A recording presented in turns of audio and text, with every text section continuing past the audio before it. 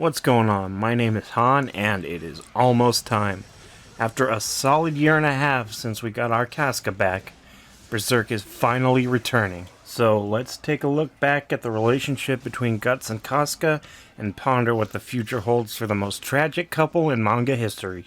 Let's go back to the Golden Age and see how we got here. The first encounter between the two was right after Guts got his big pay bonus for killing Bezuso. Corcus and a couple of random goobers decided to rob Guts, but with them being no match for him, Griffith ordered Casca to clean up their mess. She shot Guts in the arm right before he had a chance to turn Corcus into Corpse Kiss. Huh? Fuck, that was stupid. Casca was the best fighter in the Hawks besides Griffith, but she was still no match for Guts, and that really got to her. Griffith came to her rescue and easily stopped Guts with a precise stab to the shoulder. After Guts' defeat, he regained consciousness in a tent where he noticed a livid, naked Casca wrapped around his body. And as soon as he woke up, she got out of there. After Guts left the tent, Casca stormed over to him and punched him directly in the stab wound, saying she wishes Griffith had killed him. Casca then spies on Guts and Griffith while they're having a conversation, where Griffith tells Guts that he wants him, and Guts promptly asks him if he's a homo. They make a deal that they'll have a rematch, and if Griffith wins, Guts will join the Hawks. Guts then tells Griffith that he'll be his fag boy if that's what he wants. 1989. It was a different time, and just happens to be the year I was born. Griffith of course wins, and Casca does not like that deal, thus setting the wheel of causality in motion.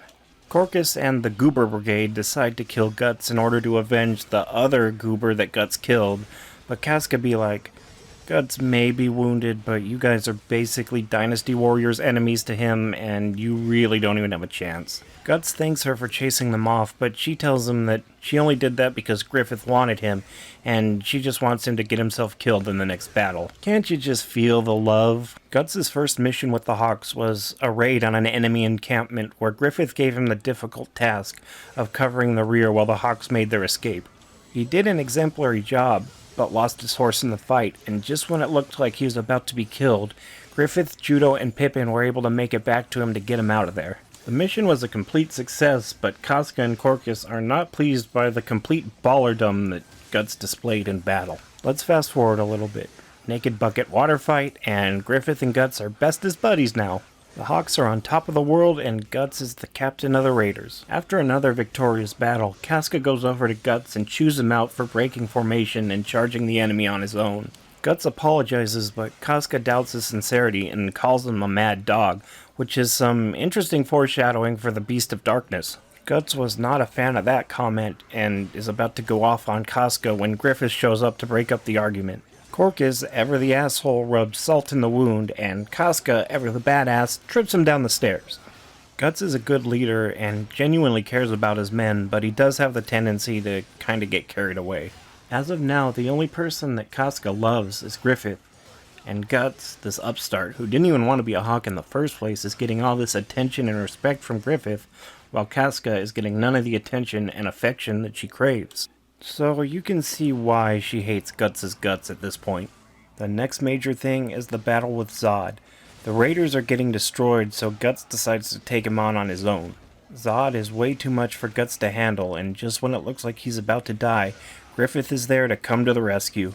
Even with Griffith and the reinforcements, Zod is just too strong, and the only thing that stops him from killing everyone is that he notices Griffith has the Egg of the King, and decides to leave as to not fuck with causality.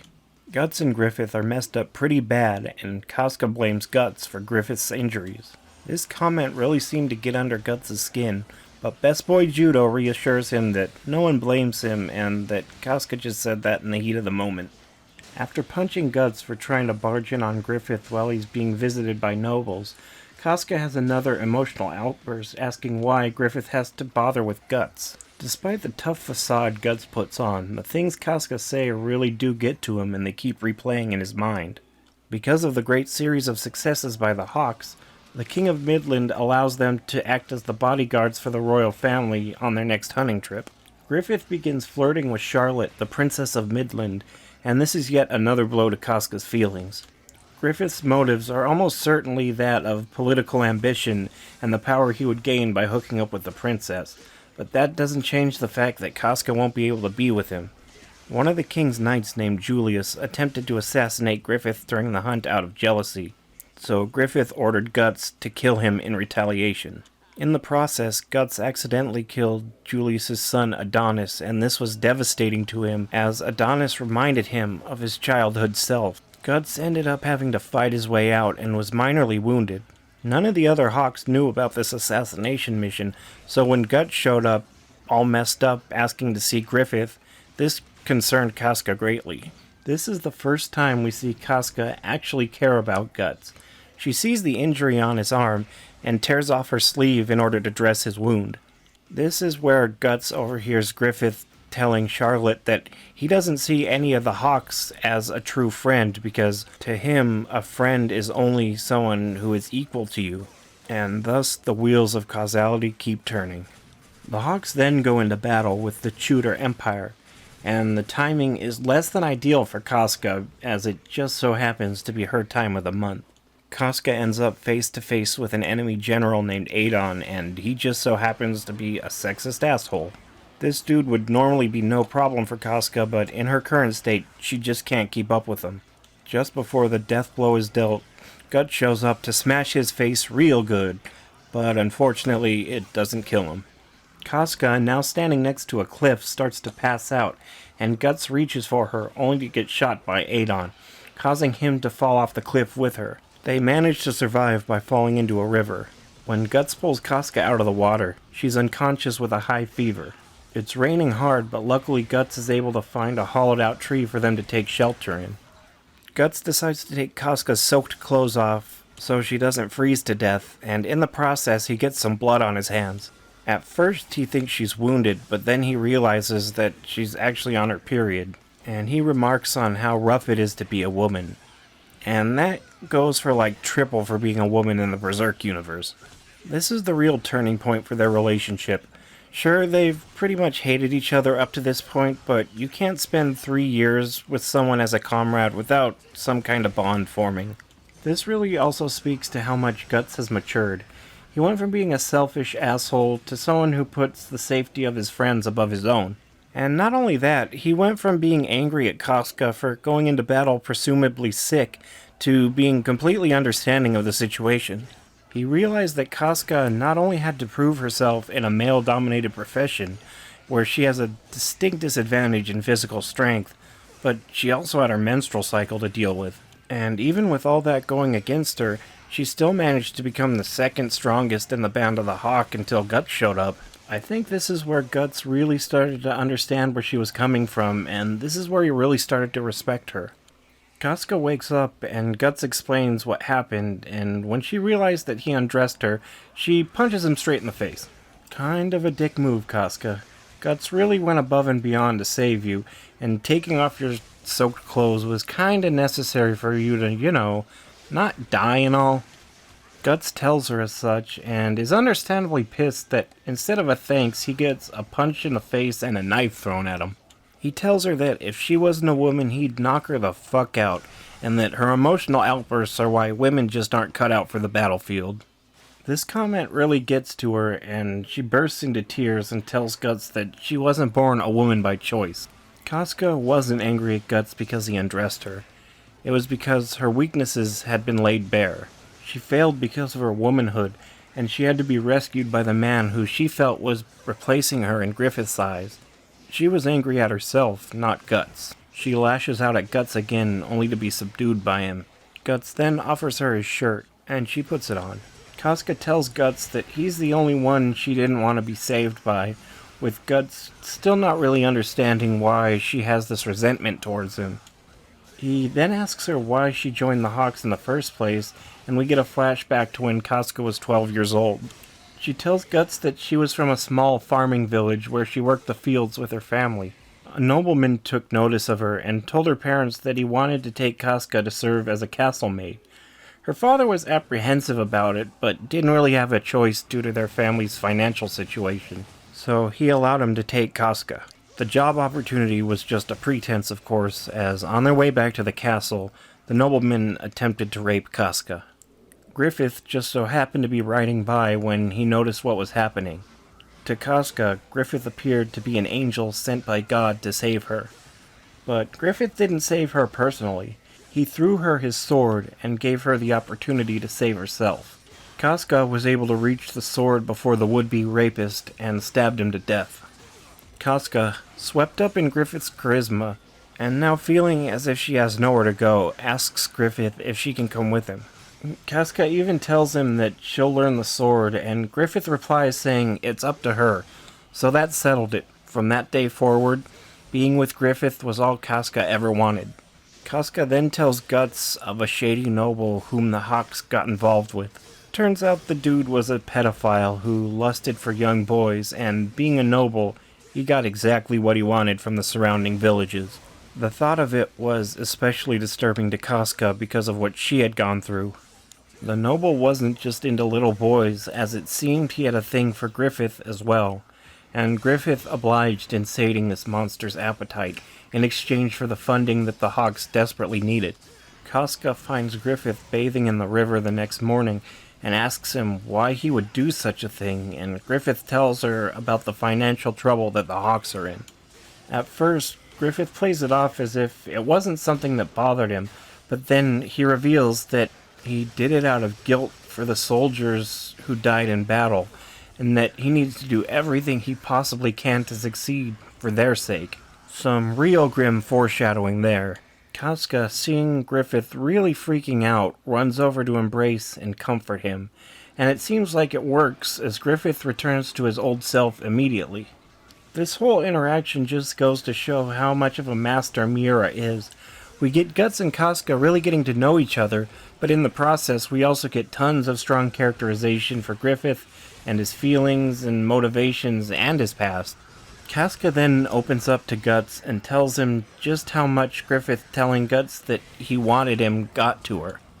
These were the words that Casca had been longing to hear ever since the day she met Griffith all those years ago, and here comes Guts getting Griffith's attention instantly without even wanting it. The fact that Casca not only was able to come to terms and realize this herself, but that she was also willing to come clean with Guts and tell him her true feelings is huge. Casca also tells Guts that she is still angry about how selfish he is in battle, and how his selfishness almost got Griffith killed. She again breaks down, asking why it has to be him. This heart-to-heart couldn't go on forever as they notice an enemy patrol is out looking for them. They decide to set out at sunset to try to find the Hawks, but Casca's menstrual issues are making it tough for her to keep up with Guts.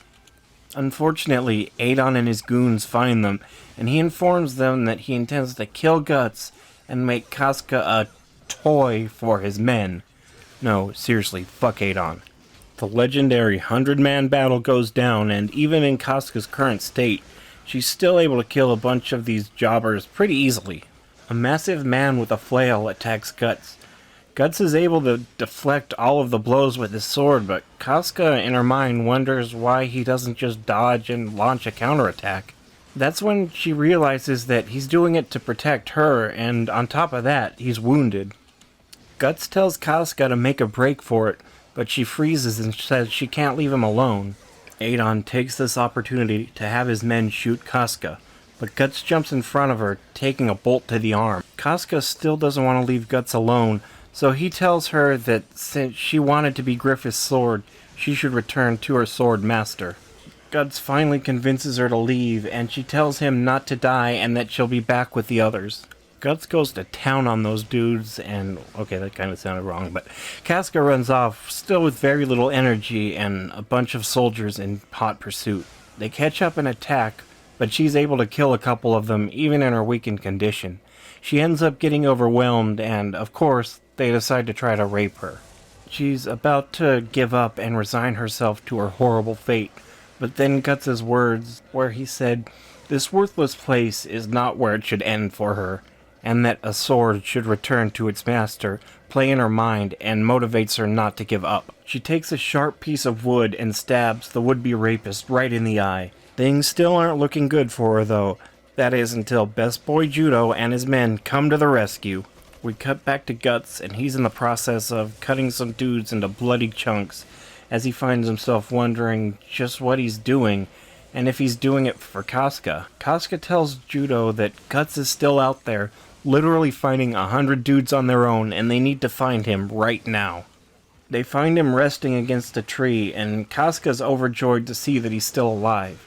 Later that night, Casca goes to find Guts atop one of the hills overlooking the Hawk's encampment, and give him some healing elf dust that Judo gave to her for him. They get to talking, and Guts tells Casca that him killing 100 enemies is meaningless in the grand scheme of things, and that he's envious of Casca and Griffith, who are actually fighting for a cause that they believe in. He goes on to talk about the hopes and dreams of some of his men, and how each campfire they see represents the aspirations of a real person down there, and how they all brought their little flames together into the blazing inferno that is Griffith and his dream. Guts also tells him that his flame is not down there with the rest of them, that he's just warming himself by the campfire. This is surprisingly poetic for Guts, and these words are surprising to Casca. She puts 2 and 2 together and asks Guts if he's leaving the Hawks. The only answer Casca gets is that Guts is going to stay at least as long as the current campaign goes on, but before Guts can finish, Pippin and Rickert interrupt them, informing them that Griffith is back. Casca goes over to Griffith and apologizes for going into battle unwell, and that she should be stripped of her rank for putting her men, Guts, and his raiders in danger. Guts slaps her ass while she's talking, which startles her and causes her to jump into Griffith's arms. Griffith just smiles and welcomes her back. Guts then goes off with his raiders to give Casca and Griffith some time alone. Okay, so when people who just have a vague understanding of Berserk think about Guts, it's always that of the edgy-ass murder man. But this is who Guts really is at his core. At this point, he feels like he has some soul-searching to do in order to find out just what he actually wants to do with his life. But he does know that he wants Casca and Griffith to be together and happy. If Guts' life hadn't been nothing but abuse and horrible tragedy, he'd be the nicest, friendliest dude ever. Next is the Battle of Doldrey, where Casca gets a rematch with Adon, and she has no problem bodying him this time. Adon, being a piece of shit, begs for Mercy to catch her off guard so he can shoot her with a narcotic-tipped crossbow bolt. Even after the dirty tricks, Casca was still able to defeat Adon. After the battle, Guts finds Casca still under the effects of the drug and helps her to her feet to survey the battlefield.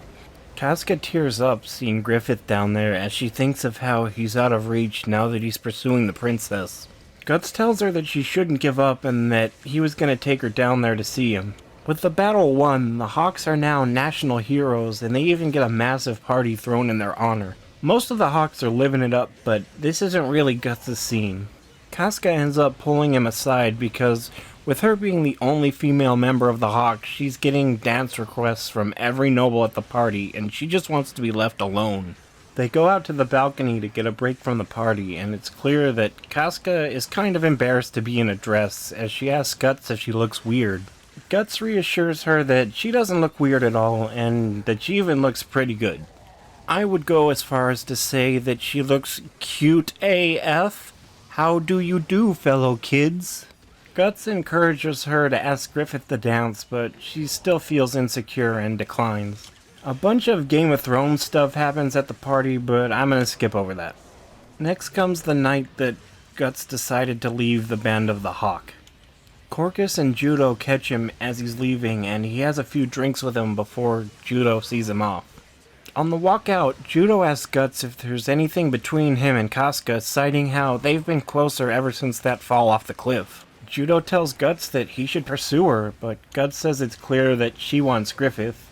Judo tells him that Casca really doesn't have a chance, as Griffith's only path to royalty is through a marriage with Princess Charlotte. Judo asks Guts if he wanted to be with Casca, and Guts didn't know what to say. After some thought, Guts' feelings are that he's no good for her as long as Griffith is the one she wants. The other Hawks are already there waiting for them at the outskirts of town, where Guts sees Casca, and Judo's words play in his mind. Griffith won't let Guts leave without a fight, so they have their rematch. Casca doesn't want to see them fight, and Judo remarks how he wonders if she knows just how much she's changed. Casca ends up thinking about how she thinks Griffith will win and Guts will have to stay. Then she realizes that this isn't what she thinks will happen, this is what she wants to happen. Guts wins, breaking Griffith's sword with a single stroke, and he leaves the Band of the Hawk. We skip to a year later where the Band of the Hawk is being pursued by the King of Midland after Griffith was arrested for fucking the princess. Casca is now acting as their leader and working herself to the point of exhaustion just to keep the Hawks together and alive. Guts hears of a rogue group of bandits led by a woman that are to be hunted down and killed, and he realizes it's the Band of the Hawk. He rushes to find them before the mercenaries can get to them. Just as the exhausted Casca is about to get some sleep for the first time in several days, shouts alerting of an enemy raid cut through the silence of the camp. As soon as Casca emerges from her tent, she's attacked by Salat, the Kushan leader of the mercenary group. Casca just can't keep up with him, and just as he's about to cut her head off, Guts shows up to save the day. With him there to help, the Hawks manage to survive the surprise attack. Everyone is super excited to see Guts again, but Casca, with her new responsibilities, doesn't get swept up in emotion and keeps her tactical head about her. And makes sure to tell her men that they need to move immediately so they don't open themselves up to another attack. Rickert and Judo tell Guts how Casca was able to step up and take charge in the midst of a surprise attack, and ever since that day, she was the glue holding the broken Band of the Hawk together. After Guts finishes catching up with the guys, Casca tells him that she needs him to come with her. She immediately draws her sword and starts swinging at him wildly. Guts is able to defend himself without drawing his sword, and Casca tells him that everything that's happened over the past year was his fault. And she's not wrong technically, but it's not really his fault because of causality and whatnot. She tells him that Griffith is no good without him, and this statement catches Guts off guard, causing him to lose focus and get stabbed. Guts doesn't even know how to react to this revelation. He genuinely didn't even consider that him leaving could have such a huge impact on Griffith, and this realization was far more devastating to him than the stab wound he just received. She tells him about how foolish her dream of being with Griffith was, and how she just can't take it anymore as she slowly staggers towards a cliff. Man, Casca and falling off stuff, am I right? She tells Guts that she's just so tired, and for him to do the rest as she falls backwards. But Guts is there to grab her hand just before she falls to her death. Guts tells her that she's never allowed around cliffs again, and Casca tells him that he's always getting hurt because of her. This is where we get the most tastefully done graphic sex scene that I've ever seen. Casca asks Guts if doing this will change her, if everything she's felt for Griffith will become a lie. They begin making love, and Casca thinks to herself that these feelings that she has for Guts right now aren't lies. As they go on, Guts begins getting flashbacks of that night that Donovan forced himself on Guts, with visions of the slain Gambino accompanying them. Let's just remember that the only sexual experience that Guts has had up to this point was that rape at the hands of someone who paid the man who Guts saw as a father for the privilege. This causes Guts to lose control and start strangling Casca, whom he sees as his childhood self. Guts lets Casca go, but continues freaking out, breaking down over the memory of killing Gambino. He tells her everything that happened with Gambino, and then profusely apologizes for doing such a horrible thing for Casca's first time, and tells her that he'll leave if she never wants to see him again. He understands. Guts starts to cry and wonders why such a memory would resurface at a time like this. As Guts is saying this, Casca embraces him to comfort him. Guts says that they should just forget about doing this, as all they would be doing is licking each other's wounds. Casca says that even if that's all it is, that's fine. Licking wounds is good enough. That is such a strong line, and it's just the perfect analogy for this moment. Casca then thinks to herself that maybe her place is within Guts' heart. And just as they fall asleep together, Guts gets a flashback of the only memory from his childhood that was completely a happy one. Like I said at the beginning, this was just such a well done sex scene. When they wake up, Casca talks about when Guts got a little too rough, and she was totally understanding. Casca talking about it clearly embarrasses Guts as he turns his back to her as she was talking. Seeing that this got to him, Casca hugged him and then gave him a kiss on the cheek, and she asked him if he'll stay with the Hawks once they get Griffith back. Guts tells her that he can't, and that he needs to keep things separate. He says he'll stick around to help them rescue Griffith, but he's finally found his own dream of wandering the countryside looking for strong dudes to fight so he himself can get stronger. His sword is still his purpose, but he'll never use it in pursuit of someone else's dream again. Casca doesn't like this answer, telling Guts that he's just like Griffith, and that it's all about dreams and just how selfish that is. It's always about what Guts wants for himself, with no thoughts of the people who love him and care about him. She kind of freaks out and lashes at him, but Guts tells her that he doesn't know what the future holds and whether or not being with her will get in the way of his goals, but right now she's the only thing he wants. The next day, Guts, Casca, Pippin, and Judo meet with Princess Charlotte because she knows a secret path to the dungeon that Griffith is being held in. Charlotte, being madly in love with Griffith, talks about her feelings, making Casca feel a tinge of jealousy. She tells Guts of these feelings, and it really bothers him after all they just went through together. Guts says the reason he's upset was because they were supposed to leave emotion out of this mission, but Casca knows the real reason is because Guts doesn't like that Casca still has feelings for Griffith. They finally make it to Griffith's cell, and he is no longer the man they knew. He's fucked up in every way possible. All the major tendons have been severed, his tongue was cut out, and major portions of his skin are missing. His face was also so disfigured that Miura never even shows how bad it actually is. Up next is the escape, the battle with the Bakiraka, and the fight with Wild, but I'm gonna skip over most of that stuff because nothing really happens between Guts and Casca directly, aside from Wild trying to rape her and Guts saving her. As said before, Casca's got it real rough.